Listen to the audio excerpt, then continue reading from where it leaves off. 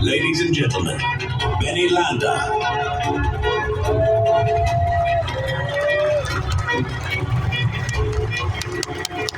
Good morning, good morning. Thank you so much, ladies and gentlemen. Thank you so much. As you heard from our customers, they love their Landa presses. And they also love nanography. Have you asked yourself, what really is nanography? Have a look.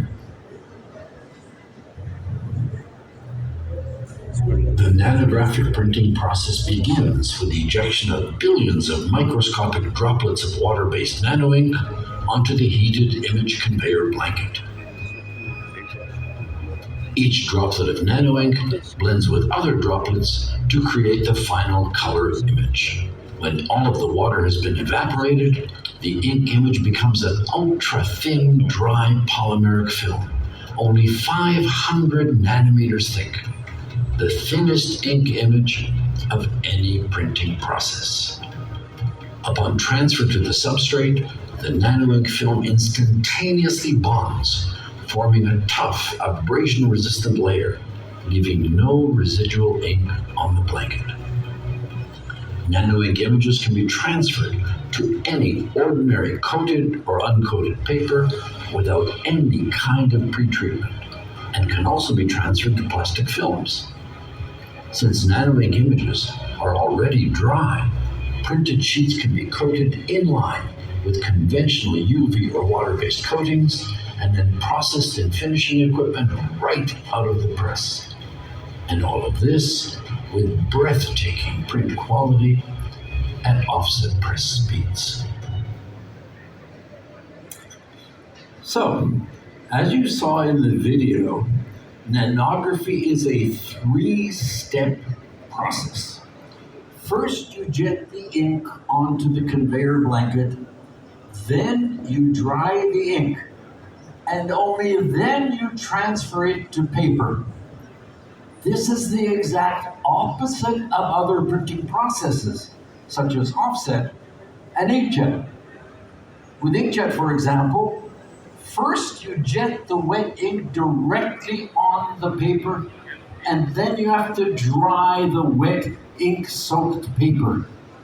It is this ink-paper interaction that is the crux of inkjet's limitations.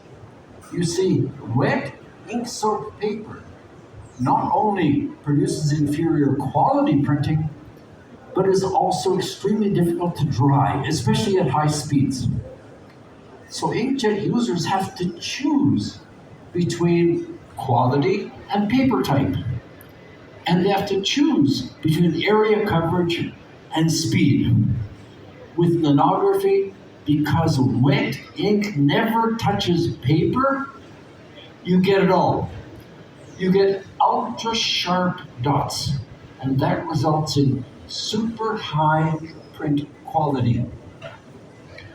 And you can print on an unlimited range of paper stocks and plastics. Now, there's an additional reason why nanography is able to produce such breathtaking colors: nanopigments. You see, all pigments do two things. They absorb the color light that you don't want to see, and they transmit the colors you want to see.